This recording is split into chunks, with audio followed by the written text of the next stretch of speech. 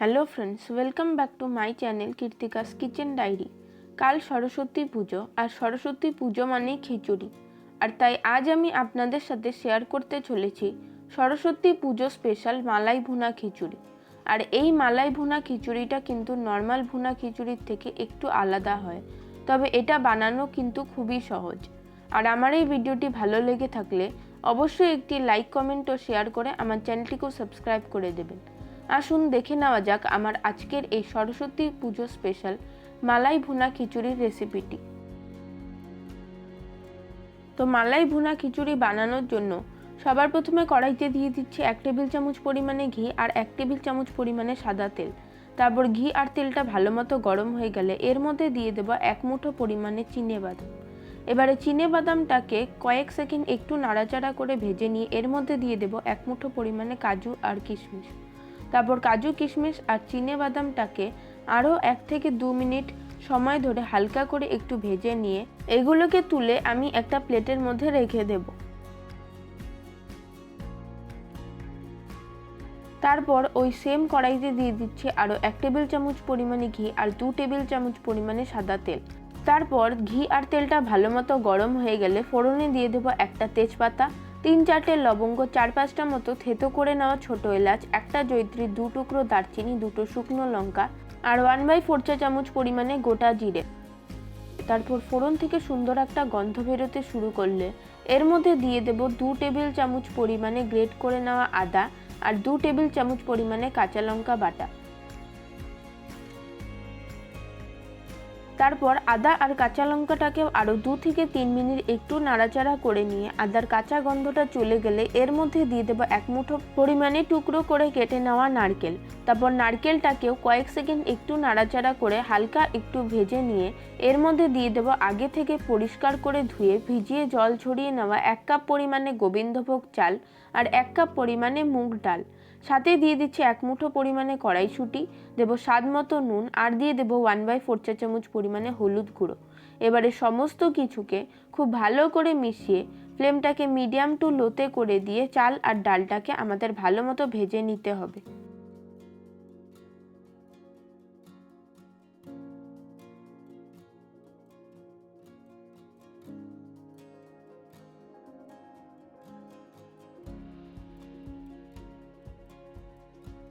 তারপর চাল আর ডালটা খুব ভালো মতো ভেজে নেওয়া হয়ে গেলে এবারে এর মধ্যে দিয়ে দেব যেই কাপ মেপে আমি চাল আর ডালটা নিয়েছিলাম সেই কাপ মেপেই 3 কাপ পরিমাণে গরম জল আর হাফ কাপ পরিমাণে নারকেলের দুধ। এবারে দিয়ে দিচ্ছি 1 টেবিল চামচ পরিমাণে চিনি। তারপর চিনিটাকেও মিশিয়ে নিয়ে এবারে এটাকে ঢাকা দিয়ে লো ফ্লেমে 8 থেকে 10 মিনিট সেদ্ধ হতে দেব। 8 মিনিট পর ঢাকাটাকে খুলে নিচ্ছি। দেখুন এখানে আমার চাল আর ডালটা খুব ভালো মতো সেদ্ধ হয়ে গিয়েছে, তবে এখনও কিন্তু একটু ভিজে ভিজে ভাব রয়েছে। এবারে এর মধ্যে দিয়ে দিচ্ছি আগে থেকে ভেজে তুলে রাখা সমস্ত কাজু, কিশমিশ আর চিনেবাদাম। দেব হাফ চা চামচ পরিমাণে গরম মশলা গুঁড়ো, দেব 3 চা চামচ পরিমাণে নারকেল কোড়া আর দিয়ে দেব হাফ টেবিল চামচ পরিমাণে ঘি। এবারে ঘি, গরম মশলা আর নারকেল কোড়াটাকে খুব ভালো করে খিচুড়ির সাথে মিশিয়ে নেব। এরপর ঢাকা দিয়ে আরও 1 থেকে 2 মিনিট লো ফ্লেমে কুক হতে দেব।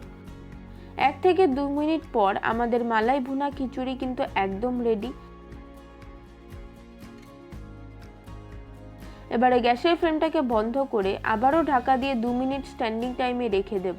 খিচুড়িতে যদি সামান্য জল ভাব থেকে থাকে সেটা টেনে নেবে, একদম ঝরঝরে খিচুড়ি তৈরি হবে। দেখুন মালাই ভুনা খিচুড়িটা আমার কতটা ঝরঝরে হয়েছে। এবারে এটাকে আমি গরম গরম সার্ভ করব। আমার আজকের এই সরস্বতী পুজো স্পেশাল মালাই ভুনা খিচুড়ির রেসিপিটা আপনাদের কাছে কেমন লাগলো অবশ্যই কমেন্ট করে জানাবেন। ভালো লাগলে আপনারাও এইভাবে অবশ্যই একবার মালাই ভুনা খিচুড়ি বাড়িতে বানিয়ে দেখবেন। আশা করছি সকলেরই খুব ভালো লাগবে। আর এটার টেস্ট কিন্তু নর্মাল ভুনা খিচুড়ির থেকে বেশ অনেকটাই আলাদা হয়। আর আমার এই সরস্বতী পুজো স্পেশাল মালাই ভুনা খিচুড়ির রেসিপিটা যদি আপনাদের ভালো লেগে থাকে তাহলে একটি লাইক ও শেয়ার করতে একদমই ভুলবেন না। আর রেসিপিটা কি ইউটিউব থেকে দেখে থাকলে চ্যানেলটিকে সাবস্ক্রাইব করে পাশে থাকা বেল আইকনটিকেও অবশ্যই প্রেস করে দেবেন। আর ফেসবুক বা ইনস্টাগ্রাম থেকে থাকলে পেজটিকে ফলো করে দেবেন। আজকের মতো এই পর্যন্ত। দেখা হবে পরের ভিডিওতে নতুন কোনো রেসিপির সাথে। সকলে খুব ভালো থাকবেন, সুস্থ থাকবেন। ধন্যবাদ।